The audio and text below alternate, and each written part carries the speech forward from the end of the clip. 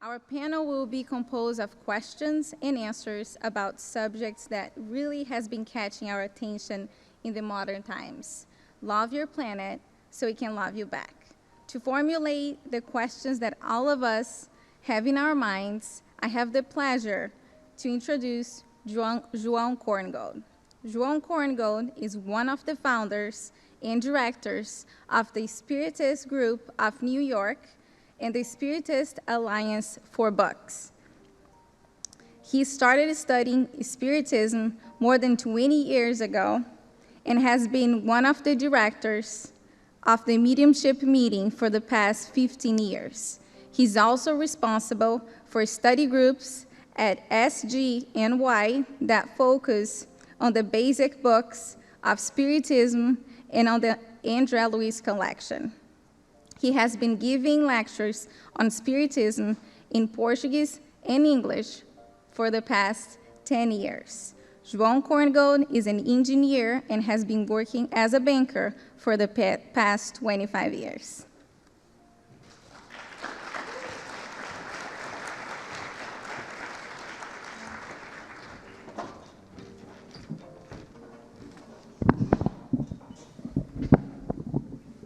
Good afternoon. After lunch, wake up, guys. Not the time to sleep now. We have a very interesting module now. So before we start, I just want to let you know that unfortunately, Kirsten de Mello, who was supposed to be one of our panelists, was unable to come to San Diego due to personal reasons, so she's being replaced by Livia. Also, before we start, anyone know what day was yesterday? Oh, so you all know. So when we talk about love your planet so it can love you back, we're just one day late to commemorate Earth Day. So yesterday was Earth Day, and we are now going to start. And before we start, I'm going to introduce our panelists. So Leonardo Vieira is a member of the board of the Spiritist Society of Baltimore and presently serves as its executive director and treasurer. He also volunteers as an educator, speaker, and spirit counselor at the Society's mediumistic meetings. In addition, Leonardo participates at Kardec Radio and in various other activities to help disseminate Spiritism. Professionally, Leonardo is a banking center manager and is currently pursuing his bachelor's degrees in business administration. We didn't plan to have all bankers together in one session.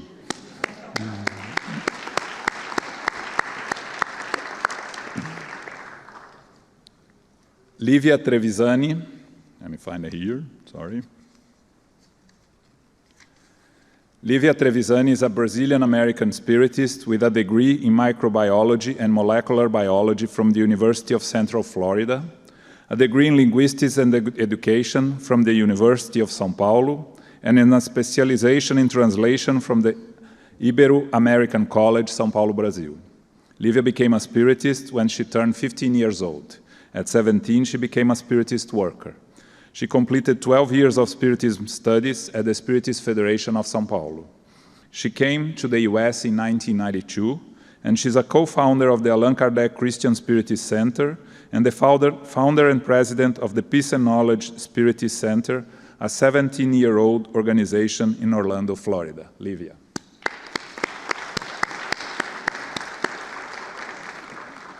And thank you, Livia, for, on such a short notice, being able to be part of our panel. So I'm going to start asking Leonardo. So the first question, what is to love the planet? Is this working? Yeah. It is working. Good. What is to love the planet?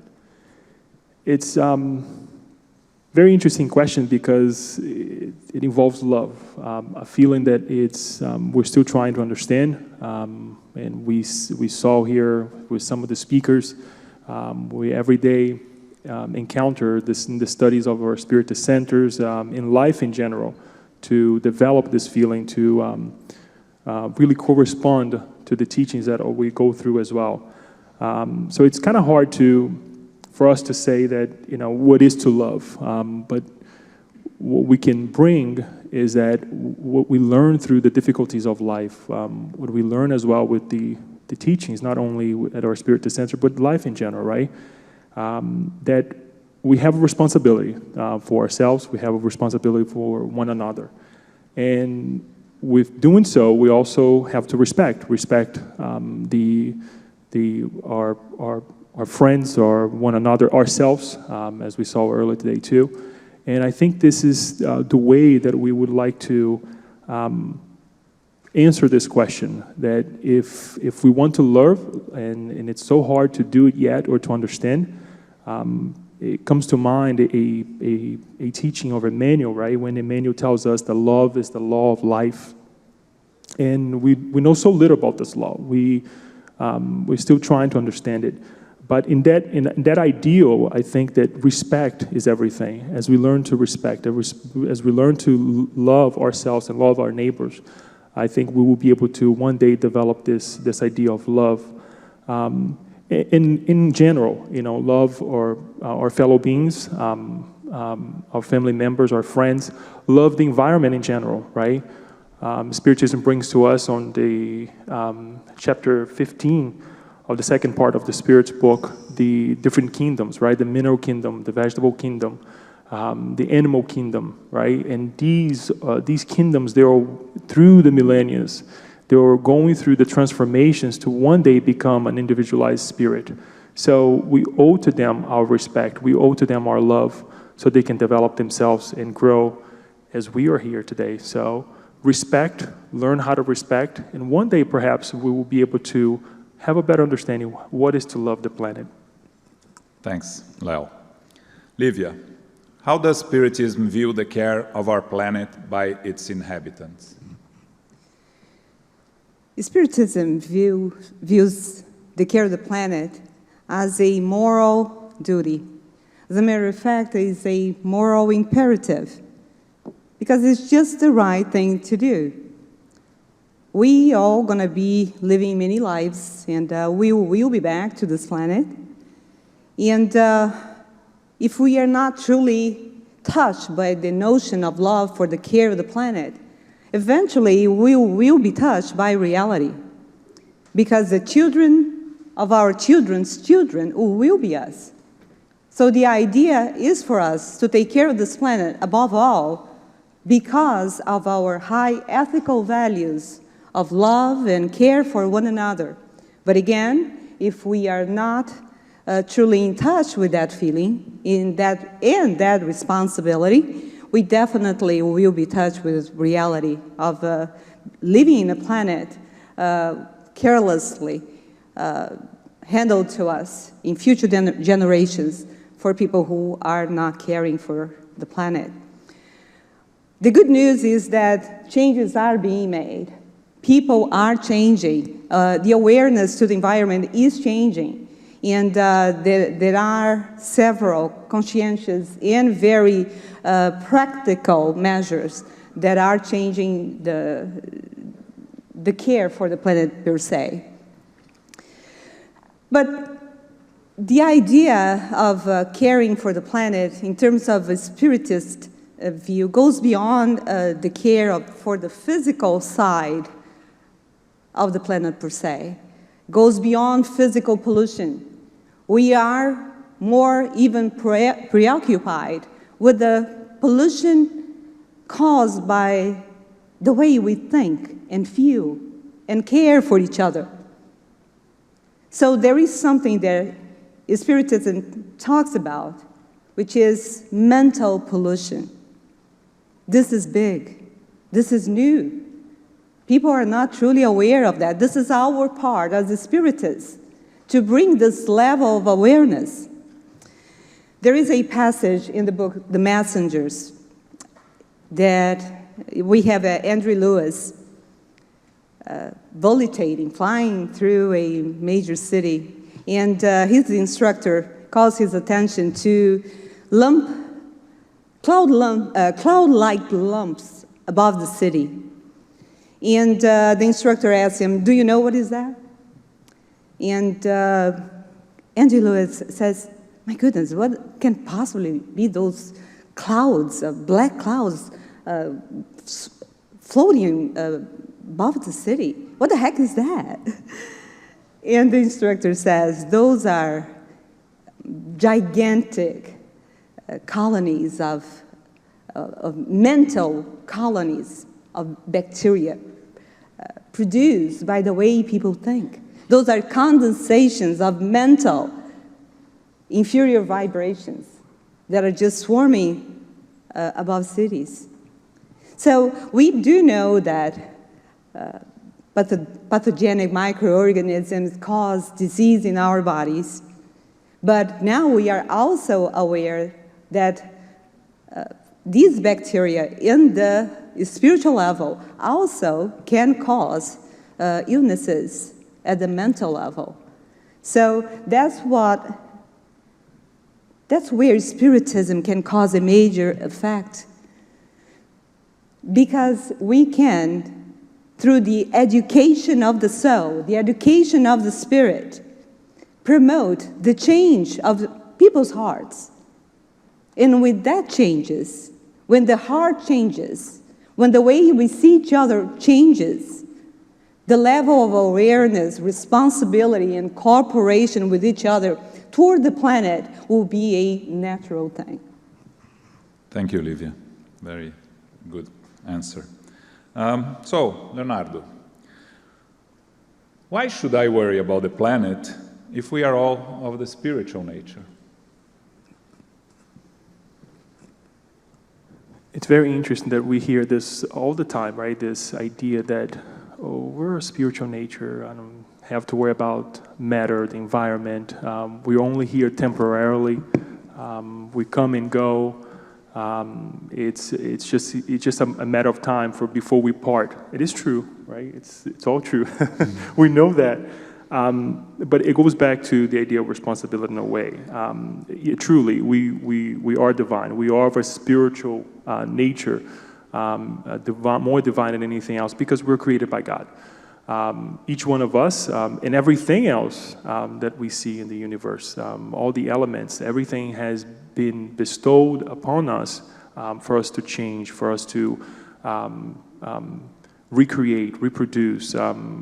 We are using matter nowadays in such a level with our intelligence, what we have acquired, and we're becoming more intelligent. We're really changing, and for the better, as Livia said.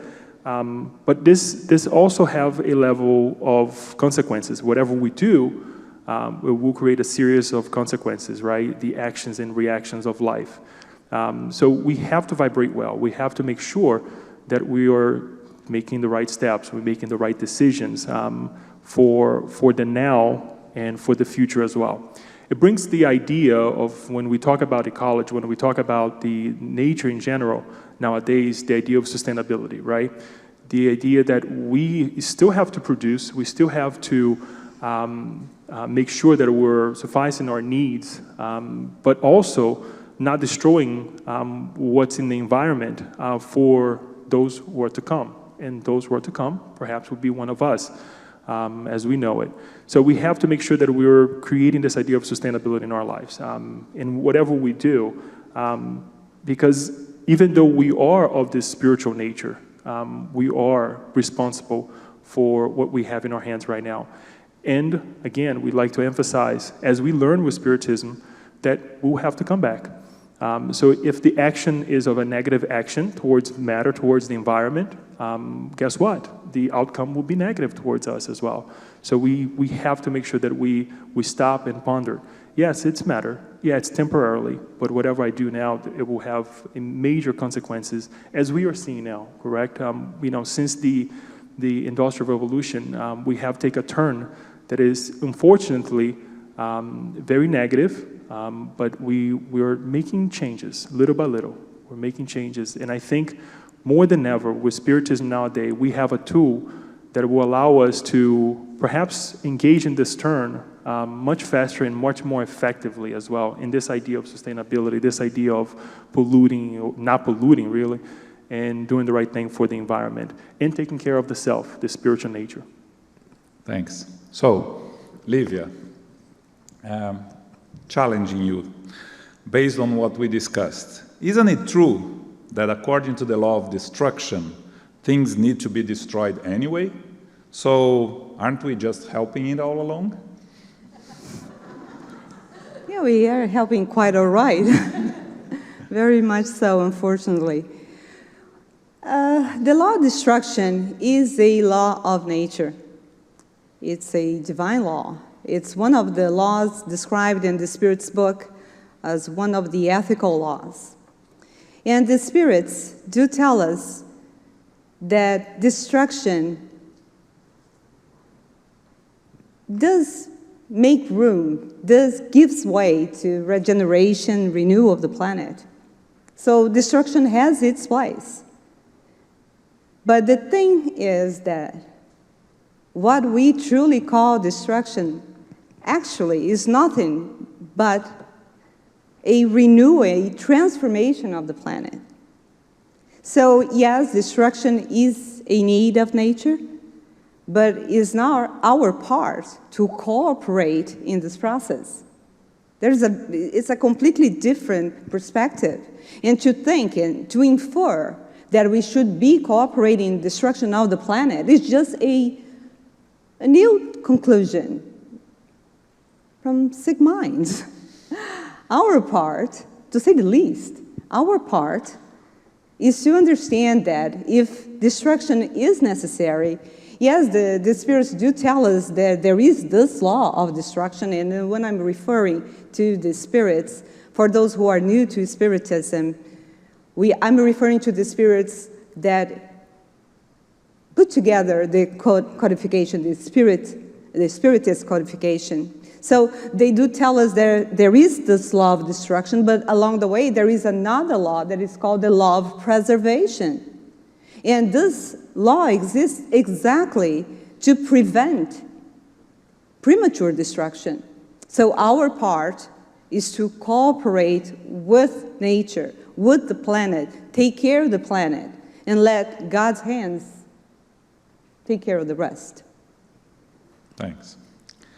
Okay, so Leo, with all this understanding and all the technology that we have now, why do we still see so many abuses towards nature? Very well. Knowledge and technology is we agree, right? I mean, we have a lot. We have conquered quite a bit, and it's much faster than 50 years ago. That doesn't mean that having knowledge and having technology that we're going to act accordingly or act in the right way. Knowledge is very powerful. Technology is very powerful, but in both ways, either going to the negative way or to the positive way. In the Spirit's book, the Spirit actually explains to us that the moral advancement of a spirit not necessarily comes before the intellectual advancement, or the moral advancement usually follows the intellectual one, right? And we see this nowadays. We see this in our lives. We have a capability to do amazing things with technology, and we're able to at any time, anybody can go on the web right now on your phone. Please don't do it now. But you can actually check how the air that we're breathing right now is polluted. There are several places, there are several stations throughout the United States, throughout the world, that can actually check the level of pollutants in the air. And we can do that in the snap of a finger. We can check how much the ice caps are melting.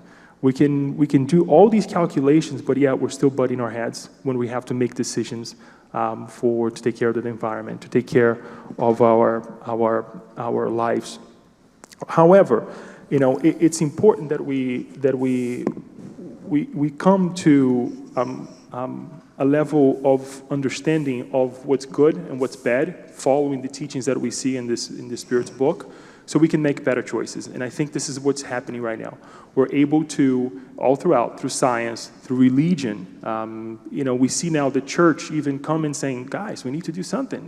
This was not something that was ever raised by the Pope, for example, that we have to take care of the environment. But to really say, look, this is what we have done, this is what we are right now, And this is where we're going to be if we don't change, and we don't change it fast. So we have to use the technology, the understanding that we have for the goodness, for what's positive. And I think we have a whole lot already. What I would bring to this is the following. Ask yourself, ask ourselves, what do I have in my hand? What do we have as far as understanding about all this? Because if we don't feel that we have enough, go and study, go analyze, because then we'll be able to make better choices. And a challenge for all of us that in our daily environments, right, or in our house, at school, at work, at the Spirit Center as well, that we make healthier choices as well, to recycle, to do the things that we are being told many, many, many times ago. So we want to make sure that we live this with you, that it is powerful. We have all these tools, but let's ask ourselves, let's make this a start within ourselves, and then we will see the difference that we need to see, and perhaps the changes that we need to face as well. Thanks, Leo. And I think this is very important. So I'm going to ask a question to Livia to reinforce what Leonardo just said. So what are we doing wrong that is causing harm to our planet? And how can I, being just one person, really make a difference anyway? That's a very good question in regards to personal responsibility. We will get there. But first of all, I'd like to bring some stats to you. As you know, I'm substituting Kirsten, so I'm going to need to take care of my notes here because those stats are very powerful for us to have an idea of what we have been doing in terms of not taking care of the planet. So first of all, are you ready? We have staggering and shivering numbers. So the first one is we are spewing into the atmosphere 100 million tons of heat-trapping pollution, global warming pollution, every 24 hours. There are, of course, other sources of greenhouse gases, like from agriculture, from diet, from transportation, from the management of forests and oceans, even from people's habits.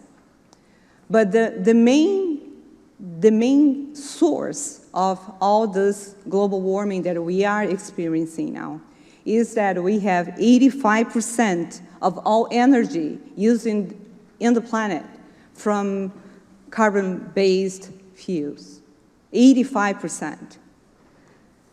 Since all this started with like you mentioned, the Industrial Revolution, but since the Second World War, these rates have been accelerating.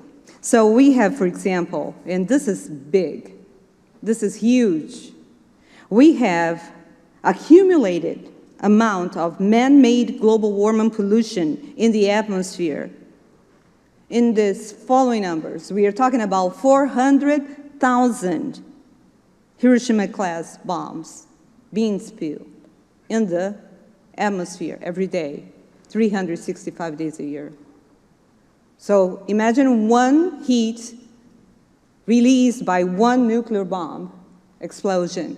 And every day we have 400,000 nuclear bomb, the equivalent to 400,000 nuclear bomb explosions into the atmosphere. So this is really one of the biggest reasons why the planet is warmer.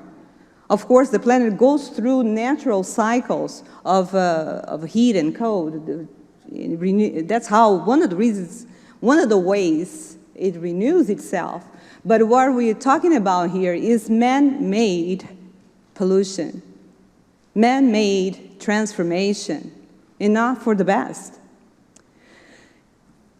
In terms of temperatures, in the last 10 years, hot days are warmer than cold days. Hot days are actually 150 times more common than cold days compared to 30 years ago. We are all feeling this. We all have been having a record breaking temperatures all over the planet. But the hottest month of the year, or better saying, the hottest year that has been recorded in this century alone. We're talking about only 16 years of this very century. We are talking about 14 out of the 15 hottest years in this country was last year, 2015. In January of this year, we have, January has been the 371st month in a row warmer than the 20th century. Are you already depressed? So let me go on. You're not depressed enough. So let me go on. In fact, January wasn't only the hottest, but 2 degrees warmer. Okay, the thing is that these higher temperatures are creating a huge impact in the ecosystems, not only in people, planets, and vegetations, animals, but they also have different levels of consequences. We are talking about many of the natural disasters that we have been having lately are caused by global warming.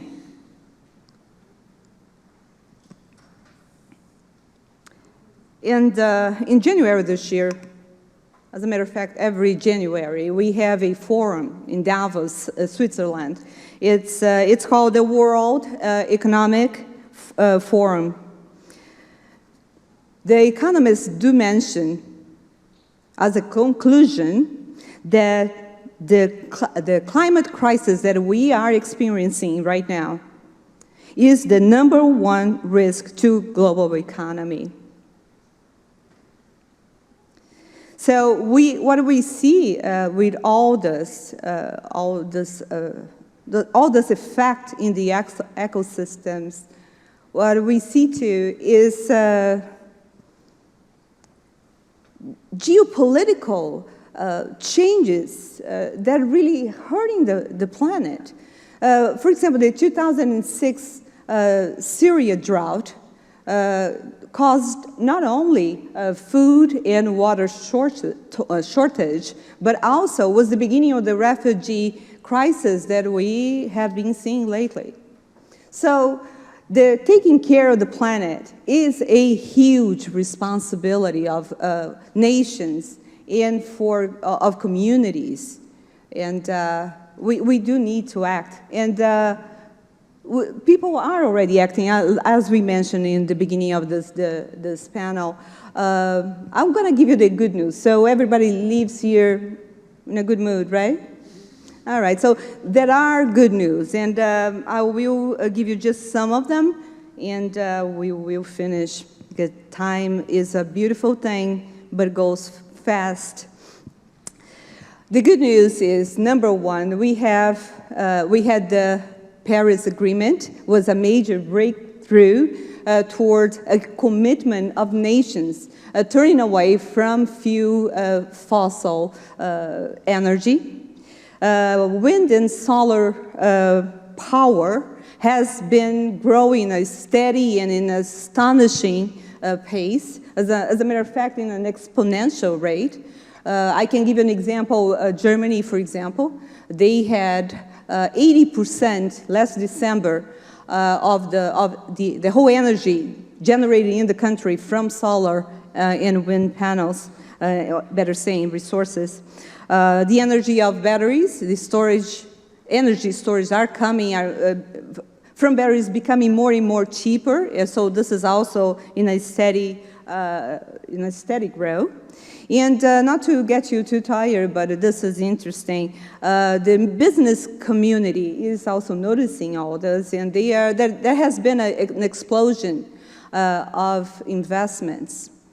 And finally, here in the United States alone, coal plants not only being put into retirement, if they are not already retired, and the biggest thing is that the proposal for next coal plants are all canceled, all the proposals.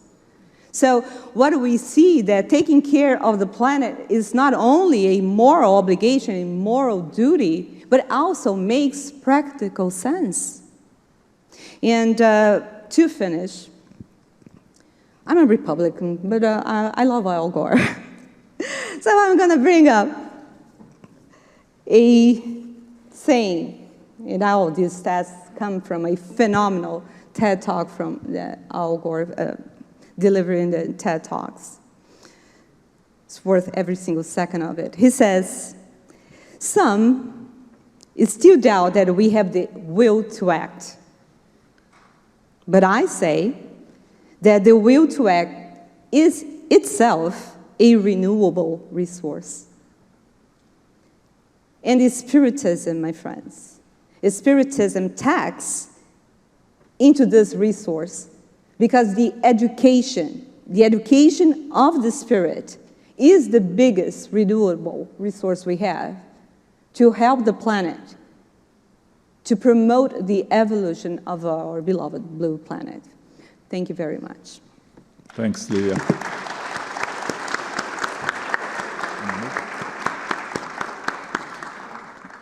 I'm going to ask Leonardo to wrap it up in 1 minute with a very simple question: how Spiritism can help us? 1 minute. I gotta speak fast then, okay, all right. It's a very interesting question. Whenever we study Spiritism, we have different eyes, right? We have different visions, what we're trying to accomplish, what are we trying to get out of it. And guess what? Ecology, sustainability, consumerism that we need to change so much, it's all there. It's a vast, we have so much material that if you put those lenses that you want to study, how we're living now, what we have done, and perhaps what can happen to us, it's all there. And it's amazing. It will blow anybody's mind if you go and put those lenses and say, now I want to go ahead and be more participant in this movement that we see that sometimes we think it's something beautiful, but it's not. It brings us to reality, it brings us to responsibility that we have. The Spirit's book, obviously, is a great manual that we have. Joanna de Angelis, the work of Joanna de Angelis, the work of André Luiz, as Livia mentioned here. There is another work that I would like to mention to finalize this, and I'll try to make it brief, obviously, because of the time, is a passage of the book Nosso Lar. It's chapter 9, and it's entitled, The Problem of Nutrition. Why nutrition, you think, right? What nutrition has to do with ecology? But it's basically a reminder of the shift that we're going through, the shift from going to a planet of regeneration that we're still a little bit far from it, but we're getting there. And we need to change this idea of how we consume, how we use the elements of the world. Guess what? André Luiz, after being amazed with the beautiful Nosso Lar city, he's amazed with the environment, everything. He's analyzing, how do you maintain this whole thing?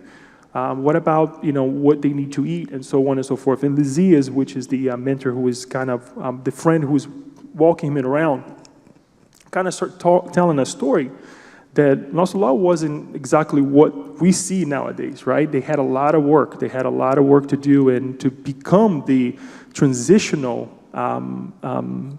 spiritual city that they are. They had a problem with a lot of the spirits who were discarnating and going back to Nosso Lar, or being harbored by Nosso Lar, being helped by Nosso Lar, wanting to fulfill their needs, the same needs that they had on planet Earth. Eating the physical food, eating all the heavy things that they wanted to eat. And the governor then had to implement a change on all this. If you all remember, there was, at the time actually, as they explained, there were 5 ministries, because the ministry of regeneration was not a ministry yet. They said, that Lysias actually explains that the only ministry that was involved with this cause was the divine ministry. And when the governor explained that, okay, we need to change this, we don't have the physical body anymore, we don't need this heavy food, we need to change our mind, we change our mentality about this. Guess what? There were a lot of retaliation. A lot of people went and say, a lot of the spirits, discarnated spirits, in the spiritual colony we're talking about here, this is not on earth. They said, no, we still need this, and it took over 30 years for them to make this change, for the government to make this change. There were actually several spirits who were writing the government saying, this cannot happen, we need protein. It's there. It's not me saying. It's Lizia's explaining. We need protein. We need all these nourishment because we are dealing with the calculations. This is actually coming from the elucidation ministry. And the mentor very wisely said, or the governor, calling from help up above and saying, look, we need your help here. We need to come and bring some light to these people because we need, or the spirits, we need them to come to a better understanding on how to consume in the spiritual world. Again, it took over 30 years. There were battles. There were a lot of sorrows as well, until one day there was a breakdown, almost a breakdown in the spiritual colony, that the governor had to be very harsh and say, no more. He actually commanded to cut for some time the connections to the help that they were doing on planet Earth until they start changing their vibration, until they start changing their environment. So we owe to one another this change. We owe the need to be courageous enough to say no more.